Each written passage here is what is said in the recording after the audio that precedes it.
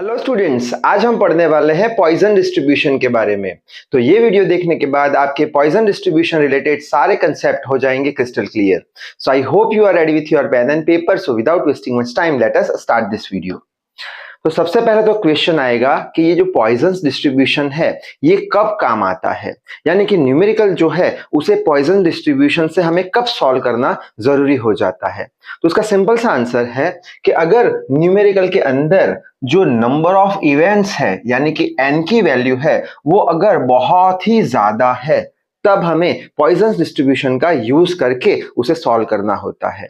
As for example, जैसे कि numerical में देके रखा है एक कॉइन को 10 बार उछाला या 15 बार उछाला या 20 बार उछाला, तो नंबर ऑफ इवेंट्स कितने हैं? 10, 15, 20 बस। लेकिन नंबर ऑफ इवेंट्स बहुत ही ज्यादा हो, बहुत यानी बहुत ही ज्यादा हो, तब हमें क्या करना पड़ेगा? इस पॉइजन डिस्ट्रीब्यूशन का यूज करके न्यूमेरिकल सॉल्व करना पड़ेगा।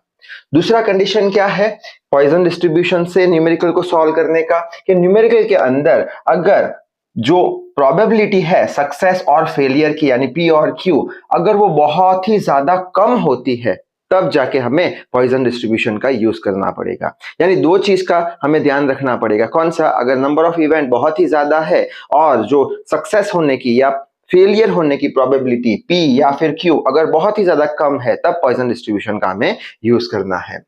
अब यहाँ पे कुछ इक्वेशंस हमें याद रखने पड़ेंगे, ये याद करके हम आसानी से पॉइजन डिस्ट्रीब्यूशन के न्यूमेरिकल सॉल्व कर पाएंगे। फर्स्ट इक्वेशन है मीन का। मीन को लैम्ब्डा से रिप्रेजेंट किया जाता है। एन हो गया हमारा नंबर ऑफ इवेंट जो बहुत ही ज्यादा होनी चाहिए, और पी हो गया हमारा प्रोबेबिलिटी सक्सेस का या फिर फेलियर का जो बहुत ही ज्यादा कम होना चाहिए। ये बहुत ही ज्यादा और ये बहुत ही ज्यादा कम, तब जाके हम पॉइजन डिस्ट्रीब्यूशन का यूज करेंगे। अब पॉइजन डिस्ट्रीब्यूशन का कौन सा इक्वेशन हमें याद रखना है? तो ये रहा equation, P of x is equals to R is equals to e raised to minus lambda, lambda raised to R divided by R factorial, जिसके अंदर ये जो R का वैल्यू है, ये R का वैल्यू हमें न्यूमेरिकल में दिया होगा, हमें न्यूमेरिकल में से आइडेंटिफाई करना होगा। बाद में अगर बात करें E की, तो E हो गया हमारा एक्सपोनेंशियल फंक्शन, यानी कैलकुलेटर का यूज भी करना पड़ेगा हमें, E का पावर समथिंग। और लास्ट में है लैम्ब्डा। लैम्ब्डा अभी हमने देख लिया क्या है, मीन है। कैसे मिलेगा? Number of event multiply with probability success की या फेलियर की। नंबर ऑफ इवेंट ज्यादा होने चाहिए, प्रोबेबिलिटी सक्सेस की या फेलियर की कम होनी चाहिए, तभी जाके ये फॉर्मूला हम लगाएंगे, यानी कि तभी जाके हम ये जो अपना पॉइजन डिस्ट्रीब्यूशन है उसका यूज करेंगे। अब कैसे, वो तो न्यूमेरिकल देखेंगे तभी समझ में आएगा। तो फर्स्ट न्यूमेरिकल बोर्ड पे लिखा है 5 कॉइन्स आर टॉस्ड 3200 टाइम्स, यानी कितनी बार टॉस किया गया है? 3200 बार, यानी नंबर ऑफ इवेंट्स बहुत ही ज्यादा है। n is equals to 3200, यानी नंबर ऑफ इवेंट्स बहुत ही ज्यादा है। इसका मतलब क्या निकला? पॉइजन डिस्ट्रीब्यूशन का यूज करना पड़ेगा ये न्यूमेरिकल को सॉल्व करने के लिए। उसके लिए हमने ये फॉर्मूला पढ़ा है और ये वाला फॉर्मूला पढ़ा है। आगे बढ़ते हैं।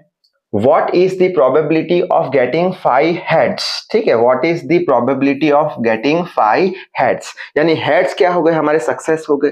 5 कॉइन को हम उछाल रहे हैं, एक बार उछाला तो हेड आने की प्रोबेबिलिटी कितनी? 1/2। दूसरी बार उछाला, प्रोबेबिलिटी हेड आने की 1/2, तीसरी बार 1/2, चौथी बार 1/2 और पांचवी बार 1/2। यानी जो प्रोबेबिलिटी जो हमारी है सक्सेस होने की, P को नाम दे दिया हमने, वो कितनी होगी? 1/2/5। यहाँ पे 5 into 1/2 मत कर लेना, क्यों? अगर ये प्लस में है तो 5 into 1/2 आएगा। ये क्या है? इसका पावर 1, इसका पावर 1, पावर 1, पावर 1, पावर 1, यानी अगर बेस सेम है तो पावर का एडिशन होता है, तो 1/2/5 आ जाएगा। यानी इसका आंसर कितना आ जाएगा? प्रोबेबिलिटी ऑफ सक्सेस का हेड आने का 1/32 आ जाएगा। यानी कि यहाँ पे हमारे पास n का वैल्यू भी आ चुका है, p का भी वैल्यू आ चुका है। n और p के वैल्यू से हम लैम्ब्डा ढूंढ लेंगे। तो लैम्ब्डा क्या है हमारा? n into p। n अभी न्यूमेरिकल में से हमने फाइंड किया है और p अभी ढूंढा है, तो कितना आ जाएगा? ये कैंसिल हो जाएगा तो 100 आ जाएगा, यानी लैम्ब्डा हमारे पास आ चुका है। अब ये लैम्ब्डा को यहाँ पे रखेंगे तो हमें प्रोबेबिलिटी मिल जाएगी। अभी भी यहाँ पे r की वैल्यू अननोन है। r यानी क्या? न्यूमेरिकल में देखे रखा है, हमें ढूंढना है। पूछा क्या है? Getting 5 heads 2 times. जैसे कि हम क्या कर रहे हैं, 5 कॉइन को उछाल रहे हैं और एक बार 5 कॉइन को उछाला तो हेड आने चाहिए, ऐसे ही दूसरी बार हेड आने चाहिए। उसकी प्रोबेबिलिटी क्या? यानी 2 बार दो टाइम्स आना चाहिए, 5 हेड, एक बार आ गया, ये दूसरी बार आ गया, दो टाइम्स आ गया 5 हेड, तो आर का वैल्यू कितना देके रखा है, 2 देके रखा है। बस सारी वैल्यू है वो वाला फॉर्मूला यहाँ पे यूज कर लिया, ये वाला पूरा फॉर्मूला हमने ले लिया, p is equal to x is equal to r, p of x is equal to r e to minus lambda, lambda is to r divide by r factorial, r का value 2 रख दिया, exponential function as it is, lambda का value अभी ढूंढ रहा था 100, वो यहाँ पे 100 कर दिया, लैम्डा रख दिया 100, r न्यूमेरिकल में से हमने आइडेंटिफाई किया है 2 है, डिवाइडेड बाय r कितना है 2 का factorial, so e raise to minus 100, 10 का स्क्वायर यानी 2 जीरो और बढ़ा दो, 2 फैक्टोरियल को हम क्या लिख सकते हैं 2 into 1, कैलकुलेटर पे ये e का पावर माइनस 100 आप दबाओगे तो आंसर आ जाएगा, और फाइनल आंसर हमारा होगा कि 2 बार हमारा हेड आए, 2 टाइम्स 5 हेड्स है, उसकी प्रोबेबिलिटी कितनी हो जाएगी 10⁻41, यानी प्रोबेबिलिटी कैसी है, बहुत ही ज्यादा कम है, और नंबर ऑफ इवेंट कैसे है, बहुत ही ज्यादा है, तो हम ये न्यूमेरिकल को पॉइजन डिस्ट्रीब्यूशन से सॉल्व कर पाएंगे। नेक्स्ट न्यूमेरिकल देख लेते हैं तो और अच्छे से आइडिया आएगा। नेक्स्ट न्यूमेरिकल है, in a company there are 250 workers, यानी वर्कर्स कितने हैं 250, तो हम बोल देंगे n कितना है 250, the probability of a worker remains absent on any one day 0.02, कोई एक वर्कर एक दिन एब्सेंट रहता है, उसकी प्रोबेबिलिटी कितनी दी है 0.02, यानी प्रोबेबिलिटी ऑफ सक्सेस बहुत ही ज्यादा कम है और नंबर ऑफ इवेंट बहुत ही ज्यादा है, यानी कि इसको भी हम हमारा जो पॉइजन डिस्ट्रीब्यूशन है उससे सॉल्व कर पाएंगे। हमारे पास n है, हमारे पास p है, हम लैम्डा ढूंढ पाएंगे n इंटू p से, n रख दिया 250, p देके रखा है 0.02, लैम्डा का वैल्यू हमें मिल गया। बस अब जो पॉइजन डिस्ट्रीब्यूशन है वो इक्वेशन लिख लेंगे, ठीक है। इसके अंदर अभी भी r क्या है, मिसिंग है, अननोन है, तो न्यूमेरिकल में दिया हुआ है, हमें आइडेंटिफाई करना है, तो आगे पढ़ लेते हैं। क्या है, find the probability that on a day 7 workers are absent, यानी 7 वर्कर एब्सेंट हो एक दिन पे, उसकी प्रोबेबिलिटी क्या होगी, यानी इन शॉर्ट हमें r का वैल्यू देके रखा है, कितना है 7 है, बस ये इक्वेशन में 7 रख देंगे, तो x is equals to r कितना है 7, exponential function as it is, lambda कितना है 5, और लैम्डा 5 रेज़ टू r कितना, न्यूमेरिकल पे से बोल दिया हमने 7 है, डिवाइड बाय r का फैक्टोरियल 7 का फैक्टोरियल। अब आगे बढ़ते हैं, e raise to minus 5 calculator पे करोगे तो e रेज़ टू माइनस 5 का आपको ये आंसर मिल जाएगा, बाद में 5 रेज़ टू 7 करोगे तो ये आंसर आ जाएगा, बाद में 7 फैक्टोरियल को कैसे हम सॉल्व करते हैं 7 into 6 into 5 into 4 into 3 into 2 into 1, बस फाइनल आंसर इसका हमें 0.104 मिल जाएगा, यानी प्रोबेबिलिटी बहुत ही ज्यादा कम होगी कि एक वर्कर जो है 7 वर्कर्स आर एब्सेंट, कोई एक दिन 7 वर्कर एब्सेंट रहे, उसकी प्रोबेबिलिटी बहुत ही ज्यादा कम होगी। एक आखिरी न्यूमेरिकल देख लेते हैं।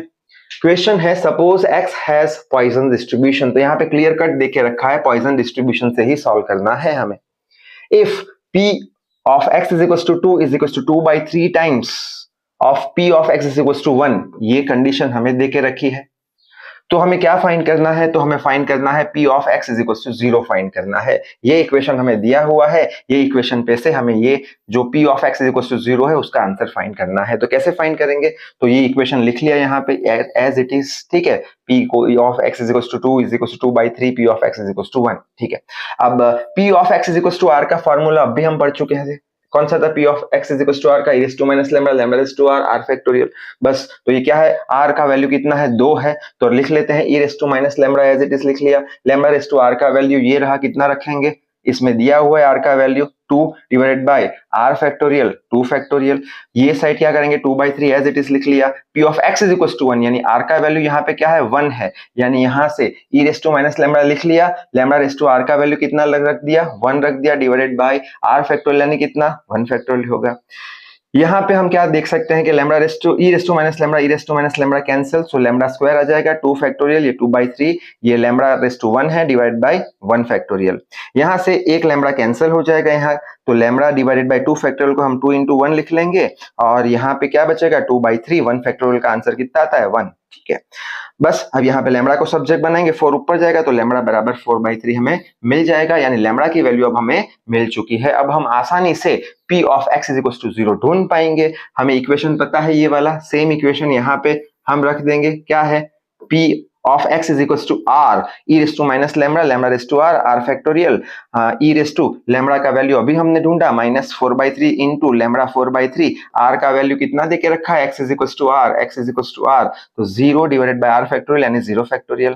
तो ये हम अगर कैलकुलेटर पे सॉल्व करेंगे तो इतना आंसर आ जाएगा, लेकिन एग्जाम के अंदर हमें इसका वैल्यू देके रखा है take e raised to -4/3 is equals to 0.2636। ठीक है, अगर कैलकुलेटर पे अलग आता है तो हमें वो नहीं लेना, क्योंकि दिया हुई वैल्यू ही हमें लेनी है। तो ये आ गया आंसर 4/3 समथिंग रेस टू 0 कितना हो जाएगा 1, और नीचे कितना है 0 फैक्टोरियल। 0 फैक्टोरियल हमेशा होता है 1 के बराबर, याद रख लेना। ठीक है, तो ये 1 के बराबर हो गया, यहाँ पे 1 लिख लिया, तो फाइनल आंसर हमारा क्या आ गया, p of x is equals to 0.2636। So I hope ये जो पॉइजन डिस्ट्रीब्यूशन है उसके सारे डाउट आपके क्लियर हो चुके होंगे। तो इस वीडियो में बस इतना ही। Till then read hard work hard. Thank you very much.